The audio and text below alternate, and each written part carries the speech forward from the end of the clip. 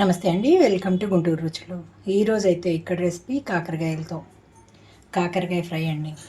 ఇది మనకి రైస్లోకి డైరెక్ట్గా కలుపుకోవడానికి బాగుంటుంది. అంతేకాదు పప్పు, రసం, సాంబార్ కాంబినేషన్తో కూడా సైడ్ డిష్గా సూపర్గా ఉంటుంది. ఈ విధంగా కారం అయితే ప్రిపేర్ చేసి ఇందులోకి వేసి చూడండి, మీకు సూపర్ టేస్ట్ అయితే ఉంటుంది. మీరు ఎక్కడికైనా జర్నీల్లో వెళ్ళాలనుకునేటప్పుడు నిల్వ ఉండే కూరలు ఏవైనా తీసుకెళ్ళాలి అనుకున్నప్పుడు ఇది సూపర్గా ఉంటుంది. మరి ఒక్కసారి అయితే ట్రై చేసి చూడండి. ఈరోజైతే ఇక్కడ నేను కాకరకాయ ఫ్రై కోసం అండి. మరి ఈ ఫ్రై అయితే మనకి చక్కగా నిల్వ ఉంటుంది. ఎక్కడన్నా జర్నీల్లోకి వెళ్ళాలనుకునేటప్పుడు మనకి రైస్ ఎక్కడన్నా సరే రైస్ కుక్కర్లో పెట్టుకోవచ్చు, కర్రీస్ ఎట్లాగా అనుకునేటప్పుడు అయితే ఇదైతే ఒక బెస్ట్ రెసిపీ అనమాట. నేనైతే ఇక్కడ కాకరకాయలు తీసుకున్నాను 350 గ్రామ్స్ వరకు. చూడండి, పైన ఈ బుడిపిలేమి తీయకుండానే రౌండ్గా కట్ చేసుకొని 1 గంట సేపు ఎండలో పెట్టుకున్నాను, కొంచెం నీరు లాగటం కోసం. అలాగే ఉల్లిపాయ 1 కప్ వరకు ఉల్లిపాయ ముక్కలు తీసుకున్నాను. అలాగే వెల్లుల్లి రెమ్మలు ఒక 10 వరకు తీసుకున్నాను. దీంతో పాటుగా కారం 2 స్పూన్లు, పుట్నాల పప్పు 2 టేబుల్ స్పూన్స్, జీలకర్ర 1 స్పూను, కొద్దిగా కరివేపాకు, తాలింపు గింజలు తీసుకున్నాను. మరి ఇప్పుడైతే ముందుగా నేను వీటిని మిక్సీ వేసుకుంటున్నానండి. జీలకర్ర, అలాగే వెల్లుల్లి రెమ్మలు, వీటితో పాటుగా పుట్నాలు, అలాగే కొబ్బరి, వీటితో పాటుగా 1 టేబుల్ స్పూన్ వరకు ఎండు కొబ్బరి ముక్కలు వేసుకుంటున్నాను. ఇక్కడైతే ఎండు కొబ్బరి ముక్కలు కూడా 1 టేబుల్ స్పూన్ వేస్తున్నాను. ఇవన్నీ గ్రైండ్ చేస్తున్నాను. ఇక్కడ చూడండి, మొత్తం కూడా మెత్తగా అయిపోయేలాగా చేసుకున్నాను. పక్కన పెట్టేస్తున్నాను ఇప్పుడు ఇది. అలాగే కొంచెం కాకరకాయ ముక్కలు అయితే వేయించుకుంటున్నాను. ఇక్కడైతే డీప్ ఫ్రైకి తగినట్లుగా ఆయిల్ పెట్టుకున్నానండి. ఆయిల్ కొంచెం హీట్ అయిన తర్వాత కాకరకాయ ముక్కలు ఇందులోకి వేసి వేయించుకుంటున్నాను. పట్టినన్ని వరకే వేస్తున్నాను ముందుగా.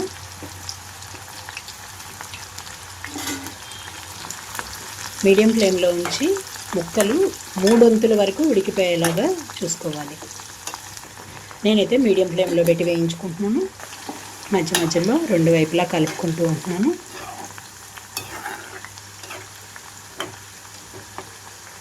మనకి మినిమం అయితే 5 నిమిషాలు అయితే పడుతుందండి ఇవి ఒక్కొక్కసారి వేగడానికి.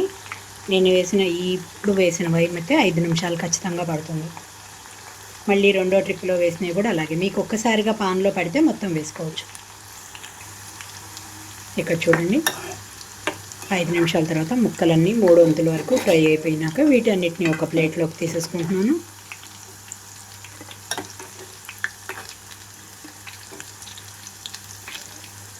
ఇక్కడైతే గింజలు కూడా లేతగానే ఉన్నాయి కాబట్టి గింజలతో సహా వేయించుకున్నాను.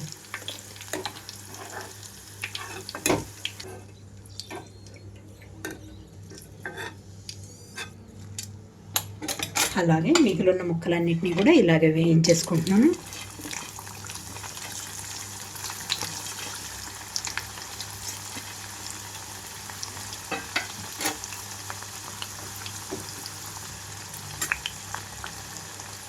ఇవి కూడా 5 నిమిషాలు పడుతుంది మనకి వేగిపోవడం కోసం.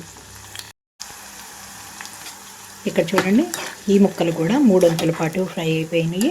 వీటన్నిటిని కూడా ఒక ప్లేట్లోకి తీసేసుకుంటున్నాను ఇప్పుడు.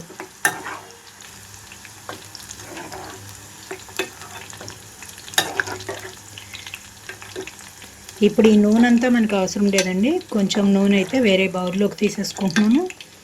ఇది కాకరకాయలు వేయించుకున్నాం కాబట్టి ఇది కాకరకాయకి మాత్రమే సరిపోతుంది. చేదు కొంచెం ఉంటుంది కాబట్టి ఆయిల్లోకి దిగుతుంది కదా చేదు కూడా. అందుకోసం కాకరకాయ ఫ్రై చేసుకున్నప్పుడు, పులుసు పెట్టుకున్నప్పుడు ఈ ఆయిల్ని వాడుకుంటే సరిపోతుంది. ఇందులోంచి ఆయిల్ తీసేస్తున్నాను. ఇక్కడైతే నేను 3 టేబుల్ స్పూన్స్ వరకు ఆయిల్ ఉంచేసుకున్నాను. అలాగే ఇందులోనే తాలింపు గింజలు మొత్తం వేసేసుకుంటున్నాను. తాలింపు గింజలు అంతా వేగేటప్పుడే కరివేపాకు రెమ్మలు కూడా వేస్తున్నాను.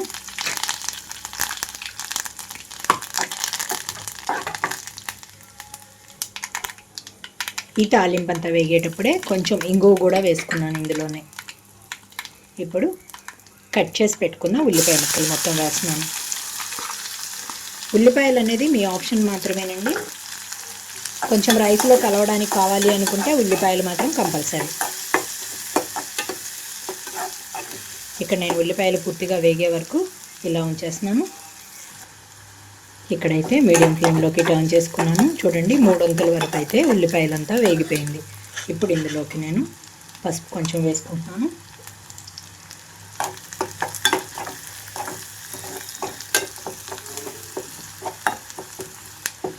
పసుపు కూడా వేసిన తర్వాత వేయించి పెట్టుకున్నాను కదా 3 వంతుల పాటు ఆ కాకరకాయ ముక్కలన్నీ ఇందులోకి వేస్తున్నాను. ఇక్కడ ముక్కలకి తగ్గట్టుగా ఉప్పు కూడా వేసేసుకుంటున్నానండి. ఇంతకుముందు నేను ముక్కలు వేయించినా కూడా ఎప్పుడు ఉప్పు వేయలేదు. ఇక్కడ రుచికి తగినట్లుగా ఉప్పు వేసేస్తున్నాను. మీరు కారంలో ఉప్పు వేసుకుంటే అవసరం లేదు, గ్రైండ్ చేసుకున్నప్పుడు ఉప్పు వేసుకుంటే ఇక్కడ ముక్కల్లో కూడా అవసరం లేదు.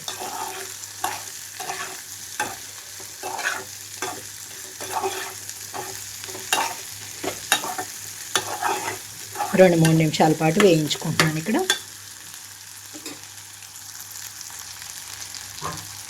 మూత పెట్టేస్తున్నాను. మూత వేసినాను నేను. ఇక్కడ చూడండి మొత్తం కూడా చక్కగా వేగిపోయింది. ఇప్పుడు చివరిగా నేను గ్రైండ్ చేసి పెట్టుకున్న కారం వేసేస్తున్నాను. కొంచెం కొంచెంగా వేసుకుంటూ కలుపుకోవాలి.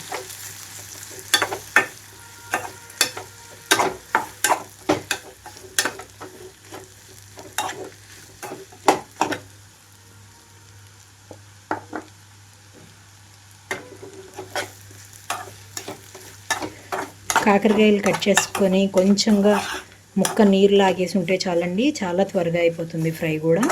ఇది మనకి డైరెక్ట్గా రైస్లోకి బాగుంటుంది. అంతేకాదు పప్పు, రసం, సాంబార్ కాంబినేషన్తో కూడా సైడ్ డిష్గా సూపర్గా ఉంటుంది.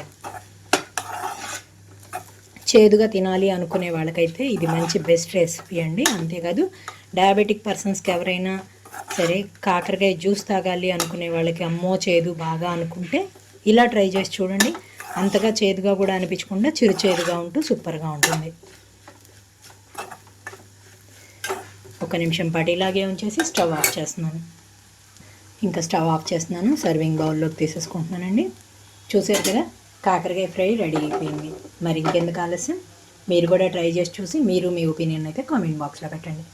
అలాగే మీలో ఎవరైనా మా వీడియో ఫస్ట్ టైం కానీ చూస్తున్నట్లయితే ప్లీజ్ మా ఛానల్ని సబ్స్క్రైబ్ చేయండి. అలాగే మా వీడియోస్ని లైక్ చేస్తూ షేర్ చేయండి.